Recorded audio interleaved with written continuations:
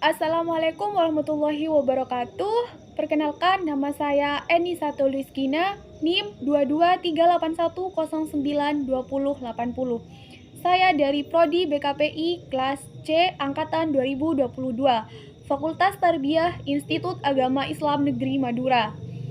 Tujuan saya membuat video ini untuk memenuhi tugas ujian akhir semester yang diampu oleh Ibu Imaniatul Fitriyah. Baik, langsung saja simak video berikutnya. Bagaimana Mbak kabarnya hari ini? Alhamdulillah Bu, saya baik-baik saja. Sebelumnya kita perkenalan terlebih dahulu ya. Iya Bu, nama saya Puratura Yuni, saya dari Desa Bangkes, Kecamatan Kantur. Dipanggil Yuni. Baik, sekarang Ibu akan memperkenalkan diri Ibu. Perkenalkan, nama Ibu Eni Satuliskina, biasa dipanggil Ibu Enis.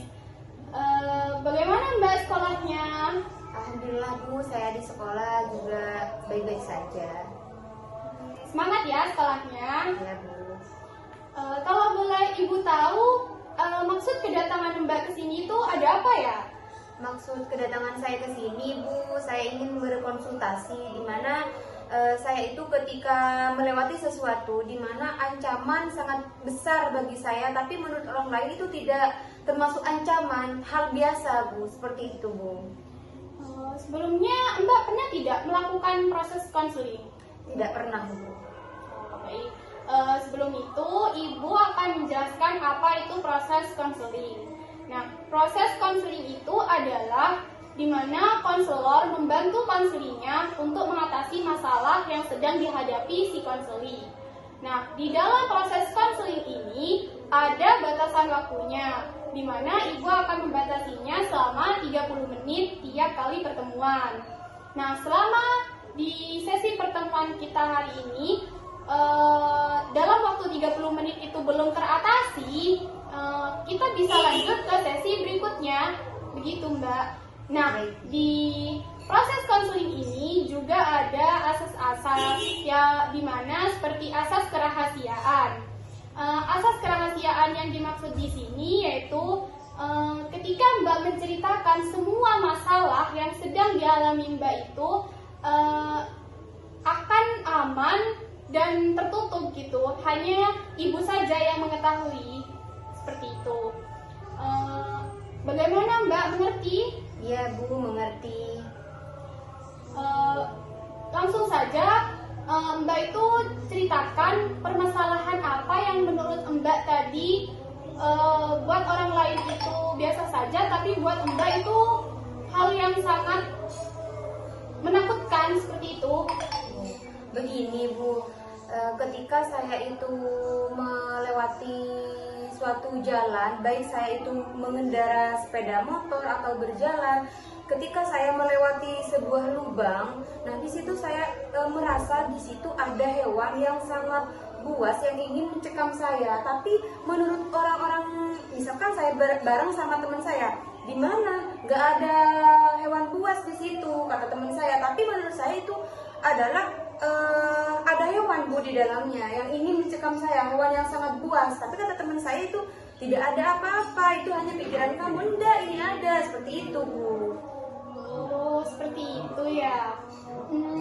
Jadi di sini permasalahannya Mbak itu, Mbak selalu berpikiran bahwa ketika melewati jalan yang berlubang dan di pikirannya Mbak itu lubang itu ada hewan yang keluar lalu menerkam Mbak. Iya, seperti itu. Iya. Jadi begini Mbak, di sini Mbak ini mengalami gangguan pikiran yang dimana Mbak itu berpikiran negatif terhadap lubang atau jalan yang Mbak lewati itu, di mana lubang itu akan mengeluarkan banyak hewan dan menerkam Mbak. Iya.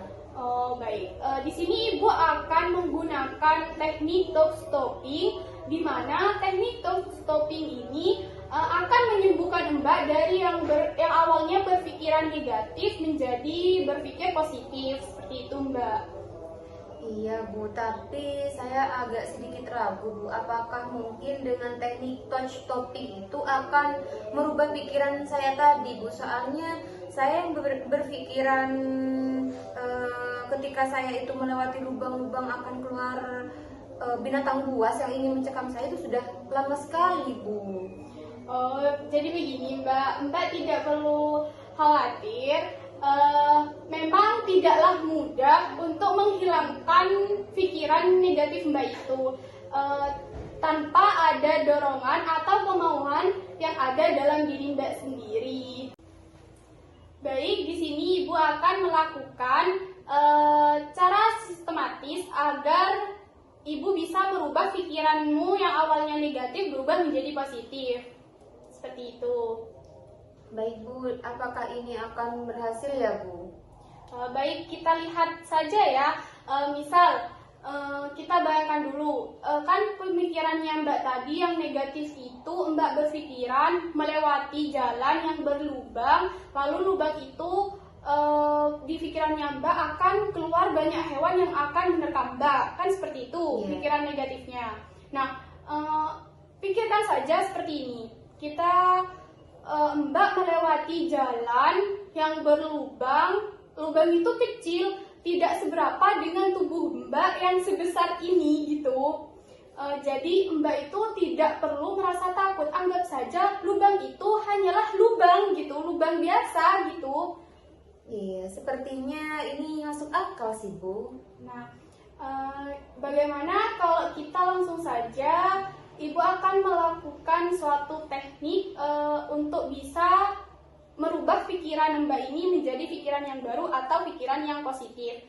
Baik, Ibu. Bagaimana Mbak duduknya senyaman mungkin aja atau rileks gitu. Bagaimana Mbak sudah merasa nyaman? Sudah, Ibu. Lalu pejamkan mata Mbak. Mbak di sini berpikir ya kalau Mbak melewati jalan yang berlubang dan lubang itu banyak sekali. Ayo sekarang mulai coba pikirkan, lalu katakan kepada saya, Mbak melewati lubang gitu yang banyak sekali. Ayo coba. Saya sedang berjalan, Bu. Dan saya di situ sedang melewati lubang, dan di lubang itu... Stop! Kenapa Ibu mengagetkan saya, Bu?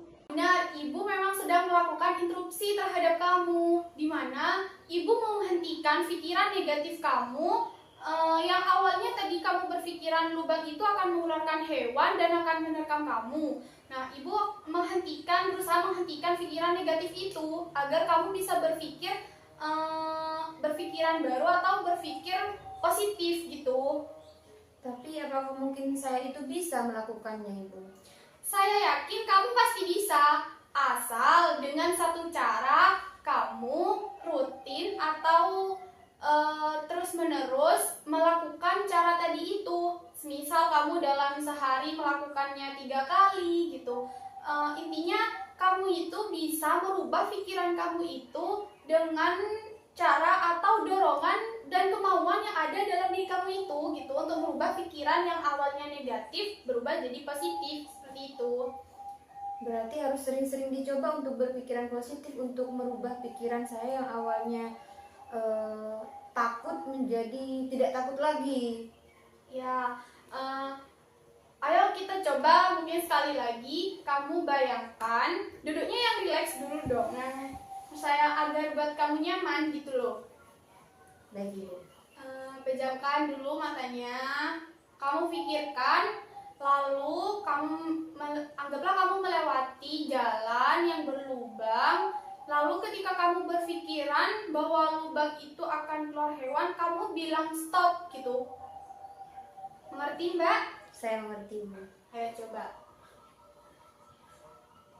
Stop!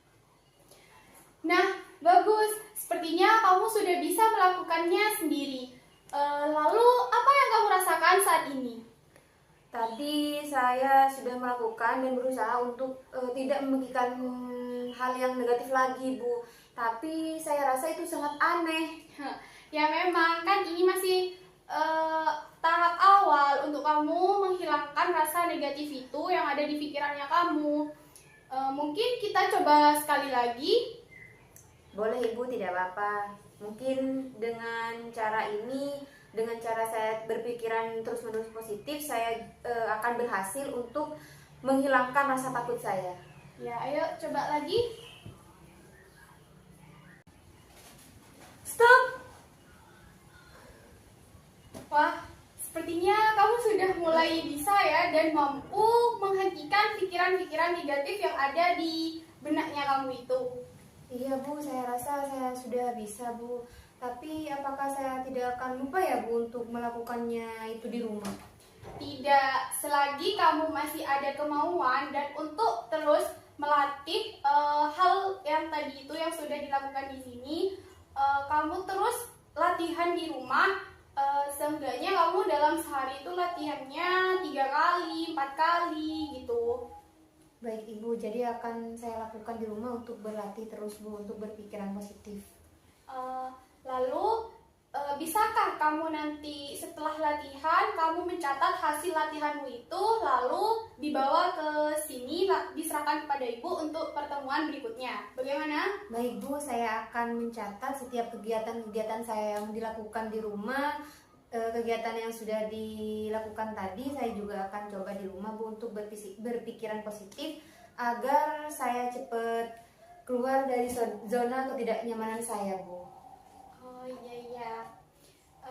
Saya rasa sesi konseling kita pada hari ini waktunya sudah sampai ya, selama 30 menit.